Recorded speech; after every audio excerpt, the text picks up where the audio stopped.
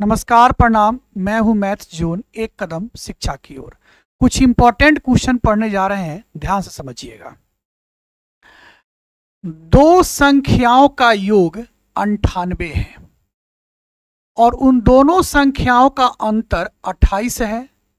तो दोनों संख्या में से कोई एक संख्या बताओ। आप ऑप्शन के अकॉर्डिंग बताना है कि जो दो संख्या है वो दोनों में से कोई एक संख्या ऑप्शन में कौन सा है। बहुत अच्छा कंसेप्ट से सिखा रहे हैं, समझिएगा। और एक बात हम आपको ये बता देना चाहते हैं साहब, कि हम लोग जो ये सीरीज पढ़ रहे हैं ये एसएससी सीजीएल लेवल की सीरीज चल रही है। सारे क्वेश्चन जो आपको बताए जा रहे हैं वो एसएससी सीजीएल में पूछा हुआ है, उसकी ये सीरीज चल रही है साहब। चलिए, दो संख्या है, हमने एक संख्या को a मान लिया, दूसरी संख्या को b मान लिया। दोनों का योग कह रहा है 98 है। दिया हुआ है कि दोनों संख्या का योग क्या है, 98 है, और दोनों संख्या का अंतर 28 है। तो अगर हम a माइनस बी कर दें तो ये 28 दिया हुआ है। यानी जो दो संख्या हमने a और b माना है उन दोनों संख्या के बारे में पता करना है।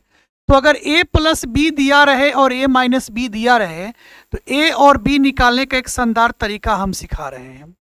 एक बार इन दोनों को जोड़कर 2 से भाग कर दीजिए। तो 8 8 16 के 6 हाथ में 1, 9 2 11 1 12। 2 से भाग कर दीजिए और कटा दीजिए। 2 छक 12, 2 तिहाई 6, 63 आ गया।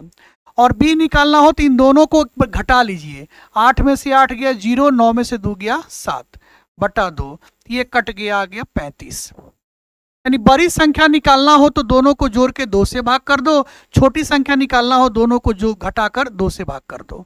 तो हमारे पास एक संख्या 63 है और दूसरी संख्या 35 है। तो इन दोनों में से कौन सी संख्या ऑप्शन में है ये आपसे पूछ रहा था।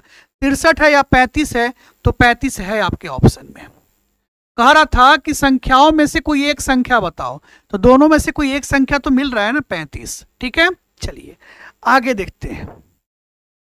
इस क्वेश्चन के बारे में आपसे क्या कह रहा है कि जैसे ये एक संख्या है, ये एक संख्या है, ये एक संख्या है और ये एक संख्या है, इसमें से कौन 11 से पूरा पूरा कटने वाला है, ये आपसे पूछ रहा है।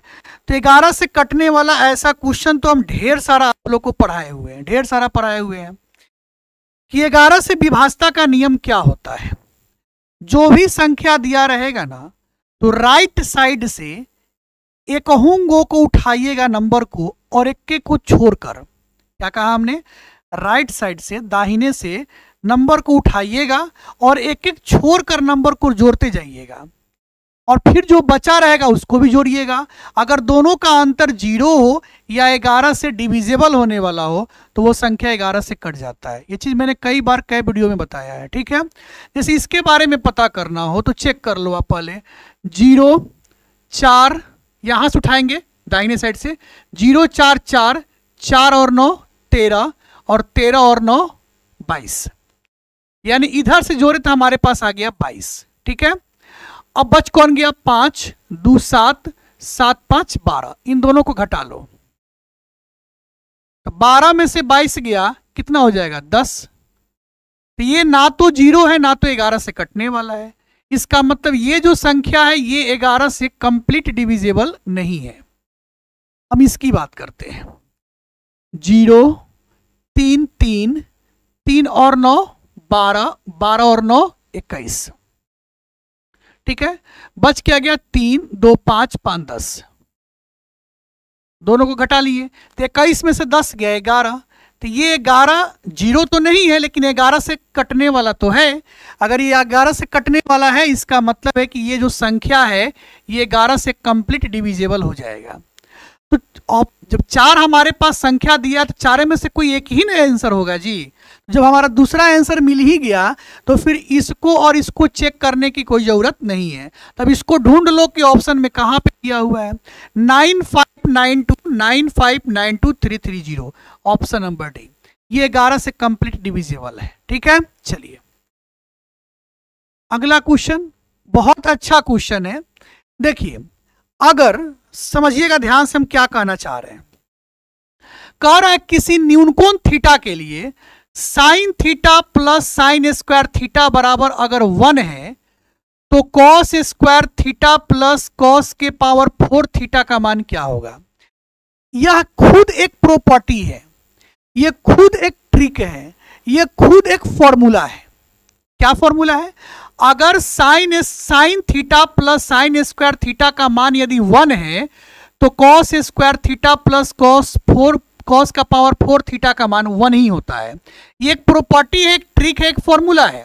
यानी डायरेक्ट आप इसका मान 1 मार सकते हैं। ऑप्शन में देख लो 1 यहां पे है तो आप 1 डायरेक्ट कर सकते हैं, लेकिन बनाने का सिस्टम क्या है उस पर भी फोकस करेंगे हम लोग।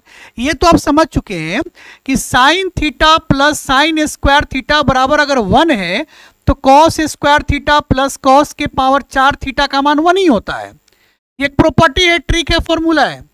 वो तो आप रट गए कि चलो भाई रट लिए। अगर नहीं याद है, अगर आप इसको नहीं रटे हो, ट्रिक भूल गए हो आप, तो फिर कैसे बनाएंगे उस चीज को भी आप देख लो। ठीक है, चलिए देखिए यहां पे हमारे पास दिया है sine theta plus sine square theta का मान 1 दिया है। ठीक है, अगर हम साइन थीटा को रहने दें, इस साइन स्क्वायर को उधर भेज दें तो 1 माइनस साइन स्क्वायर थीटा, इस साइन थीटा को हम रहने दें और 1 माइनस साइन स्क्वायर थीटा होता है कॉस स्क्वायर थीटा। चलो ये बात हमने निकाल लिया। अब हमसे पूछ क्या रहा है? तो हमसे ये बातें पूछा है, हमसे पूछा है कि cos square theta plus cos के पावर 4 थीटा का मान क्या होगा। अच्छा एक बात बताओ, इस कॉस स्क्वायर थीटा को अगर मैं रहने दूं और इस कॉस के पावर 4 थीटा को मैं कॉस स्क्वायर थीटा का स्क्वायर लिख सकता हूं कि नहीं लिख सकता हूं? लिख सकता हूं। अब कॉस स्क्वायर थीटा का देखो तो किसके बराबर है? साइन थीटा के। इसके जगह पे मैं साइन थीटा लिख सकता हूं, बोलो हाँ या ना। अच्छा फिर कॉस स्क्वायर थीटा, तो इसके जगह पे मैं साइन थीटा लिख सकता हूं और स्क्वायर है तो साइन स्क्वायर थीटा लिख लूंगा। तो इसको जब मैंने सॉल्व किया तो हमारे पास ये रिजल्ट आया, और ये पहले से ही क्वेश्चन में दिया है कि इसका मान 1 है। Sine theta plus sine square theta, इसका मान पहले से ही 1 दिया है, तो इसका वैल्यू क्या हो गया? 1 हो गया। तो आप ऑप्शन क्या मार दोगे? बी मार दोगे। तो ये तो बनाने का प्रोसेस हो गया, लेकिन एक प्रकार का ये प्रॉपर्टीज, एक प्रकार का फॉर्मूला, एक प्रकार का ट्रिक ही होता है कि अगर sine theta plus sine square theta बराबर 1 हो तो cos square theta plus cos के पावर 4 थीटा का मान 1 होता है। ठीक है, चलिए वीडियो अच्छा लगा होगा साहब तो वीडियो को लाइक जरूर कीजिएगा। चलिए अब इस क्वेश्चन को देखा जाए साहब, बहुत प्रेम से समझिएगा। एक गीजर का अंकित मूल्य 9400 रुपया है। क्या है? एक गीजर है, गीजर मतलब समझ ही रहे हैं आप लोग, जिसमें पानी गर्म होता है। एक गीजर है जिसका अंकित मूल्य 9400 रुपया है और दुकानदार इस पर 4% की छूट दे रहा है, तो गीजर का विक्रय मूल्य पता कीजिए। हम आपको एक कंसेप्ट सिखा रहे हैं जो आगे भी बहुत सारे क्वेश्चन में काम आएगा आपको। वो क्या कंसेप्ट है ध्यान से समझिएगा। अगर एमआरपी पर, एमआरपी को अंकित मूल्य कहते हैं, एमआरपी को क्या कहते हैं? अंकित मूल्य कहते हैं, अंकित मूल्य कहते हैं। अगर एमआरपी पे आप डिस्काउंट कर रहे हैं, और एक बात याद रखिएगा, डिस्काउंट हमेशा एमआरपी पे ही होता है। डिस्काउंट मतलब छूट।